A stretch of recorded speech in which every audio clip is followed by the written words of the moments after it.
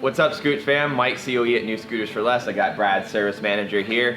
We live in Florida. There's a lot of times in the service department we have service orders created with diagnosis of water in the gas. Happens a lot of different ways. You can get it directly from the gas station, condensation from outside humidity and rainfall, and things like this one where it looks like the gas cap was actually put on backwards, or maybe there's a bad seal. Whatever the reason is, we get a lot of samples where there's water in there. It'll cause the scooter not to run properly. And so that's what we're going to showcase today, is how to do a drain and refill, also known as a DNR, on your scooter.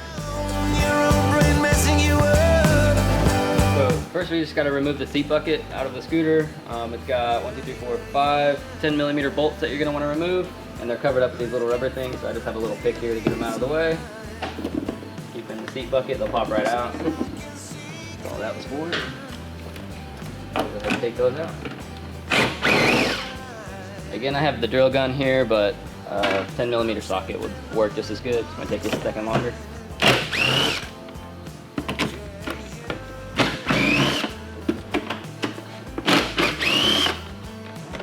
And the last one's right here holding the seat forward. After you get all 5 of those out, the seat should release free. USB here. Some scooters come with a USB connection and the seat bucket. Just a little push clip to release, and you get the seat bucket out. Just set that aside. So now you have overhead access to your carburetor and your fuel lines.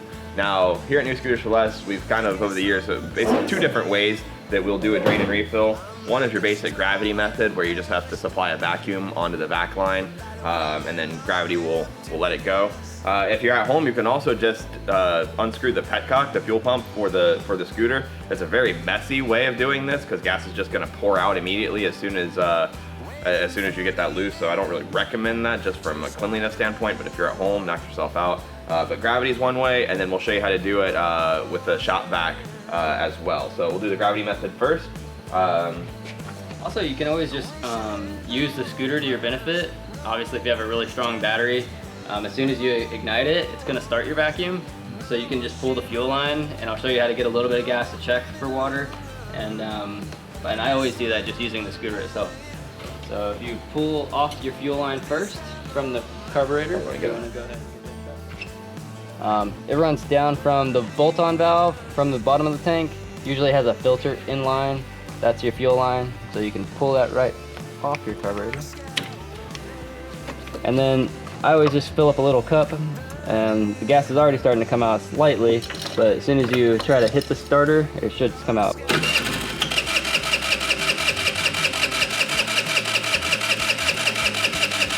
So just a little bit of that vacuum has accentuated the action here. And as I hold this up, you can already see the separation. There's definitely some debris or just some condensation there sitting in the bottom, and no doubt that's what's making this scooter stall. And not butter, because water's heavier than gas. It sits on the bottom, so if the gas can't get to the combustion chamber, it's no go. If you wanted to actuate this manually by sucking on the vacuum line, that's right here. It plugs into the intake manifold, so we can just disconnect that line as well. Disconnect this clip so we don't cut our mouth. And then essentially all you're going to do is suck on this end, and that starts your vacuum, and then pinch it. And then the fuel flow will continue to come out of this until, get it all out until it's empty.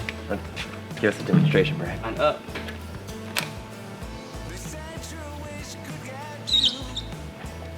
There you go. Once you get some fuel, you can go ahead and pinch it. I have 4 steps here to keep that going. And your gas will continue to flow just from sucking on that. Again, it takes a little bit longer than some of our other processes, but if you're, again, this is a simple at-home video. If you're trying to do this yourself, that's a quick way to do it and release it. That's what we'll do. All right, one of the common things that we see a lot of here is just the reason this repair is needed because the gas cap's on backwards. On the RX-50, this is a locking gas cap that's on the outside of the scooter. It's not hidden under the seat. So one of the things you want to check periodically is to make sure that your seal is still good. It's just a rubber seal, so yeah, everything's brand new when you first buy it. A couple years down the road, it starts cracking and dry rotting just like any kind of rubber does. We sell these by themselves, so you can just replace that without having to replace your ignition. The old way we had to do it. But yeah, so one thing that we have been able to see a lot of is that when they do come in backwards, basically there's a triangle on the gas cap and a little triangle on the panel. You just want to make sure they're lined up. Otherwise, if it rains, it's possible that you're getting water straight into your gas, and that's going to give you problems running. So this one, we will probably at least recommend a seal, a new gas cap to her, because it is starting to crack a little bit. It's not the worst one I've seen, so they might be able to get by if they wanted to hold off, but obviously as this worsens, the higher risk you are of getting rainwater in your tank. But you're almost 100% risk of getting it in there when it's on backwards. So just make sure those triangles are lined up. You'll be good. So we just use a gasoline container with our shot vac, and that actuator's just sucking the gas straight out and right into our bin here. We do have the added benefit of using power right next to our lift, so be very careful if you're doing something like this at home. And all you want to do, we're going to start our rec system here.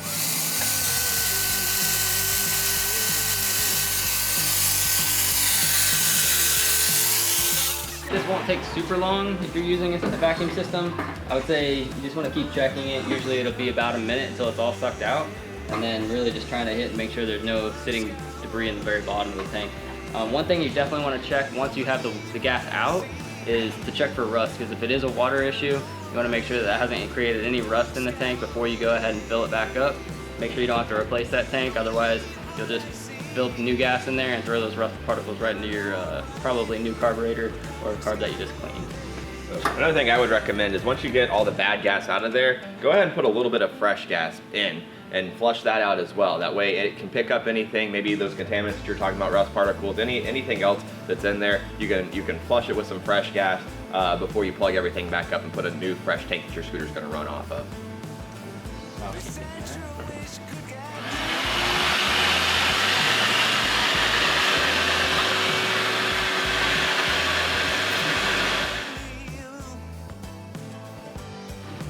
Now, if you disconnected the fuel petcock, you're gonna wanna make sure you put that back on before you put gas in there. I know that I can raise my hand and say I've actually, done that before, where you have a fuel sending unit out or you have a petcock out and you're like, okay, time to put gas in there, and it goes everywhere. So just double check that. It should go without saying, but like I said, I've done it, so. All right, so once you've cycled all the gas out, you've gotten it all out of there, it's time to refill it. We'll go ahead and fill it up now.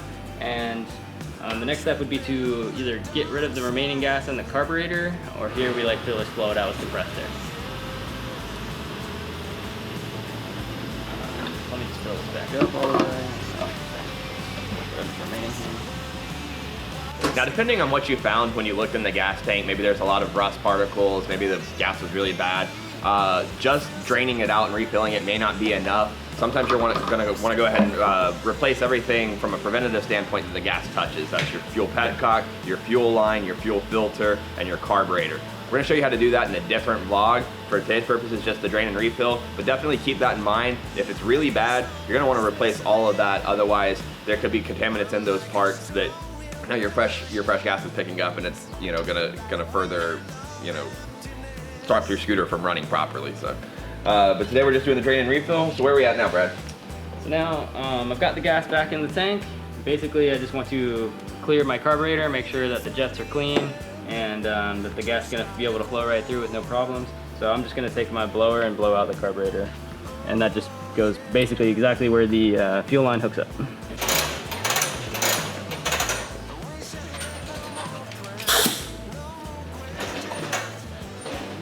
Alright, so again, sometimes if you have a long blower like this, it's hard to get the right angle in the seat that you're trying to get, so I always come in from the side. Same concept.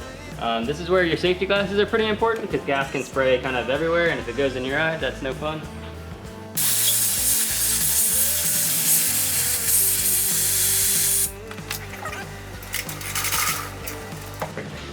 Alright, so at this point, the gas is cleared from the carb. We'll just go ahead and hook our fuel line back up. That little clip there, and just slide it back onto the fuel valve nipple there. And we're hooked back up. So at this point, it should be ready to go. Now keep in mind that whenever you go to restart the scooter, there's no gasoline sitting in the carburetor anymore, so it may not fire instantaneously. And this is kind of where gravity takes over, I tell a lot of people, because as you're hitting the starter button, that's starting the vacuum, and that's pushing the gas down into the carburetor where it needs to go. So if it doesn't fire right away, just keep holding that button, it'll turn over eventually. And do that.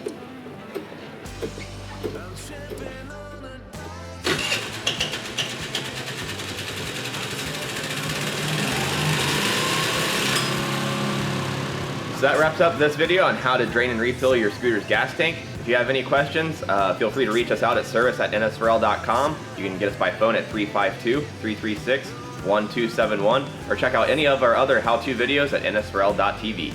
Catch you next time. Thanks so much.